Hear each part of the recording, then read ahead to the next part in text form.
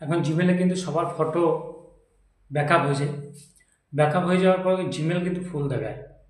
ফুল দেখার পরে তোমরা দেখবে যে জিমেলের স্টোরেজ ফুল বলে দেয়, কিছু ডিলিট করতে বলে।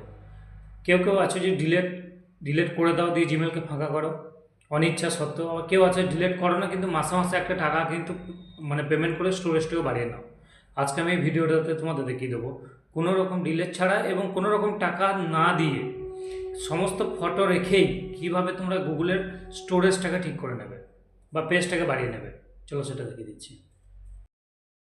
ব্রাউজার ওপেন করলাম। এই ব্রাউজার ওপেন তোমরা করবে, দেখে লিখবা GWGLE গুগল ফটোস। এই যে আমি লিখলাম, গুগল ফটোস লিখে দিলাম। এটা লেখার পর দেখো এই যে সাইন ইন বলে অপশান এলো। এখানে তোমাদের জিমেলে যে মেলটা লগ ইন হয়েছে এটা অটোমেটিক এখানে লগ ইন হয়ে যাবে এখানে সাইন ইনে হাত দিলে। যদি না হয় তো তোমরা সেই মেলটাকে লগ ইন করবা। এখানে দেখো আমার সমস্ত ছবি কিন্তু এখানে চলে এসেছে। আসার পরে যে বাঁ দিকে টিপিল ডট আছে এখানে ক্লিক করলাম। ক্লিক করার পর একটু উপর দিয়ে গেলে যে নিচে সেটিংস অপশান আছে সেটিংসে গেলাম। ম্যানেজ স্টোরেজ বলে যে অপশান আছে ম্যানেজ স্টোরেজে হাত দিলাম।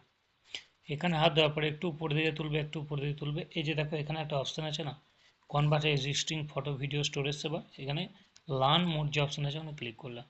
ক্লিক করার পর এখানে কিন্তু এই টিক মার্ক করে এখানে কম্প্রেস এক্সিস্টিং ফটো ভিডিওতে ক্লিক করে দিলাম।